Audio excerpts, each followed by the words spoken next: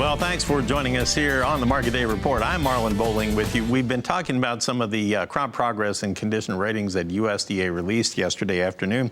Here's a look at the sorghum planting progress, and here's a closer look. Now, the one that has made the most progress so far would be Texas.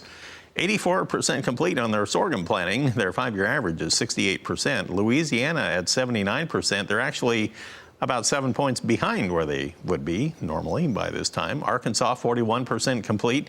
They're lagging their average by 18 percentage points. Oklahoma, 17% done. They're a little bit behind by 4 points.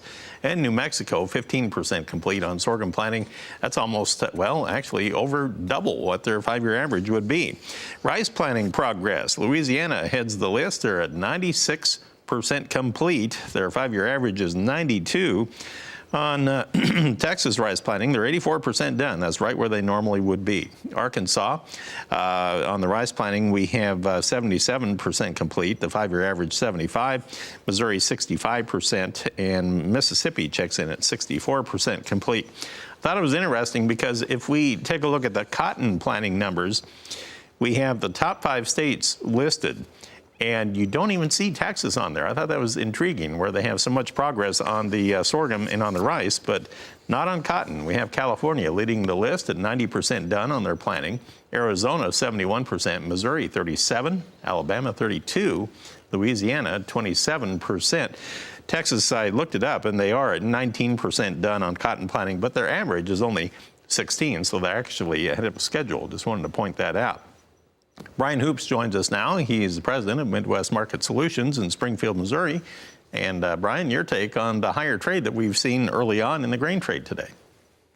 Well, you know, there's a couple things happening today. I think one thing that's going on is kind of a turnaround Tuesday type of technical bounce after big sell-offs in the grains in the last couple days, Friday and on Monday. In addition, President Trump is meeting with Chinese officials this afternoon. Trade has rallied in anticipation, or at least hopes, that there would be some resolution to the trade disputes that are ongoing, and we're seeing markets recover and rally as a result. If we can reach some sort of a beneficial resolution, that should be bullish for exports of corn, soybeans, and maybe even wheat. Let's take a look at our prices here, Brian. On the corn market in Chicago right now, we are a little bit firmer. We currently have July corn now trading 2 3/4 higher at 403.5. December 2 3/4 higher. On the soybean trade, a little firmness there today for sure. We have July now 8 3/4 higher at 10.20 1/4. That's down 9 cents off our earlier low. We have the November contract up 7.5 at 10.25 1/2. In the wheat trade, we have finally seen some firmness show up today. We have July Chicago wheat up 7 3/4 now at 5.19 1/4. Pretty close to the high of the day. We're off of our daily low by about 12.5 cents now. And if you look at Kansas City wheat, here we have July now trading at 5.44 3/4. That's up 5 1/4. In Minneapolis wheat today, we have the July contract now trading at 6.13 1/4. That's up 2 1/4 cents, still lagging badly in their spring wheat planting, by the way. And in the cotton market right now, you now have your July contract posted at 85.72. Well, somebody threw a banana peel in that one. It is now lower on the day. It had been higher. We have given up about 115 points right now from our earlier high of the day. December now down 9 at 80.24.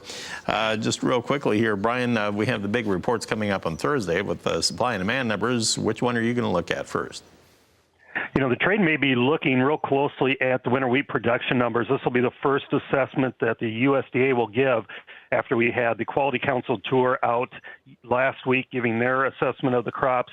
So I think trade's going to be closely watching what they say there. And also new crop supply and demand numbers for corn, soybeans will be very closely watched. Trade's expecting that we're going to see something close to what the USDA had said at the Outlook Forum without many changes this early in the growing season. Looks like the all-wheat number, the trade expects that to be about 1.76 billion bushels. All right, Brian, we'll bring you back here in just a moment, and we'll sort out our cattle and hog market activity as well. Our guest, Brian Hoops, will be back after this. Time to bring back Brian Hoops of Midwest Market Solutions in Springfield, Missouri, to talk a little livestock trade. The question today, Brian, is how is it that the futures trade is weaker on the cattle side when you have the wholesale beef trade continually surging ahead? Yeah, that's what a lot of producers are asking as well. They're hoping that we're going to see higher cash trade this week once again because of that box beef trade moving higher. There's a tendency for the market to top in not only the cash markets but also the box beef this week. And there's a lot of sentiment coming off the floor that that's exactly what's going to happen this week. Is there's going to be a top, and they are willing sellers of the cattle, live and feeder cattle markets both, in that anticipation. And so we ran some sell stops this morning through the May lows of the feeder cattle market, now trading to the lowest levels in about 3 or 4 weeks. And that is just some technical weakness coming into play here, along with expectations that the fundamentals are going to be poor in the next several weeks. Okay, so what does that mean for projected support if they keep continuing this method here to the downside here? Yeah, you know, the cash markets or the futures have already discounted the cash markets. June is holding a record discount to the current cash right now, about $21. We've never seen that before. So the market's really anticipating a sharp fall in the future cash prices. Now, we don't expect that that's going to be the case. I think you're going to see something meeting more in the middle instead of just the cash coming down to where the futures are. There's been some sales in the next 2 weeks ahead already for cash prices in that 121 to 122 range, and that suggests that some of these packers are a little nervous that the futures market has gotten ahead of itself. So I don't think you're going to see a lot of willing sellers against the June board. All right, speaking of the futures, let's go ahead and bring up our live cattle futures right now and get you updated on current prices in Chicago. Here we go with a look at June. We're down 16 cents at 105.02 per hundredweight right now.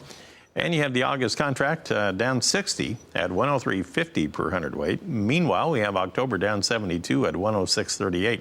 Interesting to note that all the deferred contracts are showing the biggest losses, at least at the present time here. And then if we look at the feeder cattle trade on the feeders, we have the May down $1.60 at 136.02, August down 172 at 141.98, September down 195. The deferreds from there on out are over $2 lower. Lean hog trade right now on the big board in Chicago, May up 33.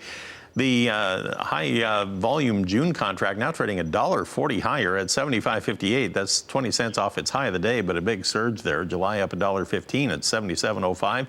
How confident are you that the lean hogs can continue their bull run here? Yeah, I think the hog market is turned its corner and has been making movement higher and is going to continue to, at least for another couple of weeks. We're going to go back and test that 78, 79 area that June stalled out at before some seasonal weakness starts to weigh on the market in the last couple of weeks of May. But right now there's some short covering going on. Producers have turned their attentions to field work and are not marketing hogs as aggressively, and that should lead the cash markets higher. So I think you've got some upside, at least $2 to $3 here. All right, thanks, Brian. Brian Hoops of Midwest Market Solutions in Springfield, Missouri. Janet just wanted to point out the dollar is still over 400 points higher as we speak.